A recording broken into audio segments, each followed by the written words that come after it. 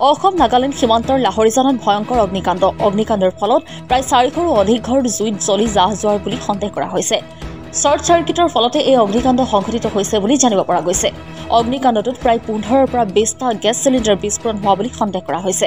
অগ্নিকাণ্ডৰ ফলত বহু লক্ষাধিক টকাৰ সম্পত্তি জুইত জ্বলি জাহ গৈছে। দুৰ্ঘটনাস্থলীত ডিমাপুৰ আৰু বোকাজান অগ্নি নিৰ্বাপক বাহিনীৰ বাহন আহি অগ্নি নিৰ্বাপন কৰিবলৈ চেষ্টা অব্যাহত ৰাখিছে।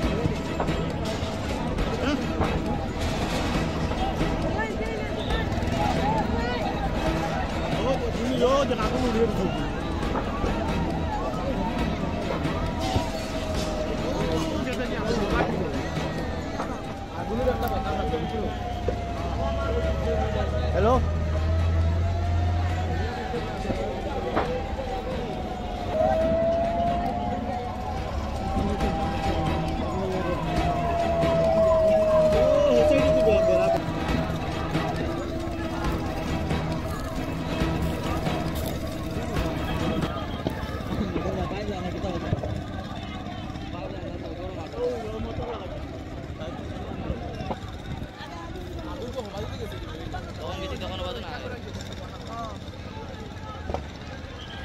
ক'ব নাপাৰোঁ, লেকিন অহা টাইমত ইয়াত দেখিছোঁ পুৰা জুই লগা আছে, মানুহ ভাগা ভাগি সেইটোবিলাক আৰু চিলিণ্ডাৰ নহ'লেও 15 ওপৰত। কিমান মান হৈছে চিলিণ্ডাৰ ব্লাষ্ট? 15টা। ঘৰ কিমান মান জ্বলিছে ইয়াত? ঘৰ মেক্সিমাম 400 ঘৰ। 400 ৰুম। 400 কোনো মানুহ ইয়াত জ্বলিছে নেকি? মানুহ মৰা নাই, মানুহ একো হোৱা নাই। আৰু কেনেকৈ লাগিছিলে জুইটো গম পাই? ক'ব নাপাৰোঁ ভালকৈ। আহি দেখিছোঁ পুৰা জুই জ্বলি আছে। আপোনাৰ ঘৰ জ্বলিছে? নাই, মোৰ ঘৰ জ্বলা, মোৰ ঘৰৰ ওপৰ নাছিলে। ৰাতিপুৱাৰ পৰা লাইন নাই, এতিয়া লাইন আহিছে 2 ছেকেণ্ডো হোৱা নাই, লগে লগে মিটাৰত ব্ৰাছ মাৰি দিছে। ঘৰৰ মিটাৰত ব্ৰাছ মাৰিছে? প্ৰথম জুইটো কাৰ ঘৰৰ পৰা হৈছে? এইটো আলাই গৈ পেলাই কয়, আলাইৰ ঘৰ পৰা মিটাৰত লাগি পেলাই একদম ধোঁৱা হৈ গৈছে। চিলিণ্ডাৰ ব্ৰাছ হৈছে নেকি? চিলিণ্ডাৰ ব্ৰাছ হৈছে 4টা 5টা 6টা 7টা চিলিণ্ডাৰ ব্ৰাছ হৈছে। আপোনাৰ কি জ্বলিছে আপোনালোকৰ ঘৰত? মোৰ বহুত জ্বলিছে, মোৰ একো ওলাব পৰা নাই, চব খতম হৈ গ'ল, একো ওলোৱা নাই মোৰ। একো ওলাব নোৱাৰিলে? মোৰতো এইটো ঘৰ হয়, প্ৰায় 12-13টা ৰুম আছিলে, একদম পুৰা ঘৰৰ সামান। সৰ্বমুঠ কিমান মান ঘৰ জ্বলিছে ইয়াত? ইয়াত কমচে কম 250-300 নিচিনা ঘৰ জ্বলি গ'ল। 250-300 জ্বলি গ'ল। কিমান টকা জ্বলিলে আপোনাৰ? 30,000 টকা আছিলে ঘৰতে,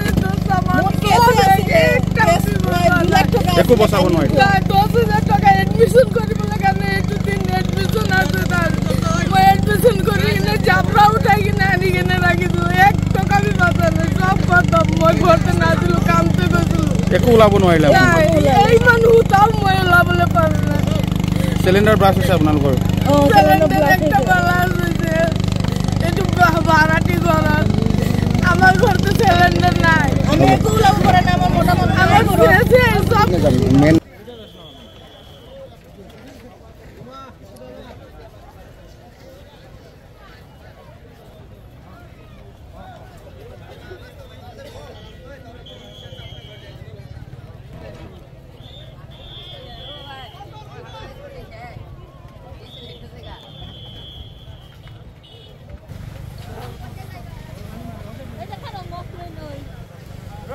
जाइना कहाँ सीटे देखो, जाइना देखो धुआं होगा।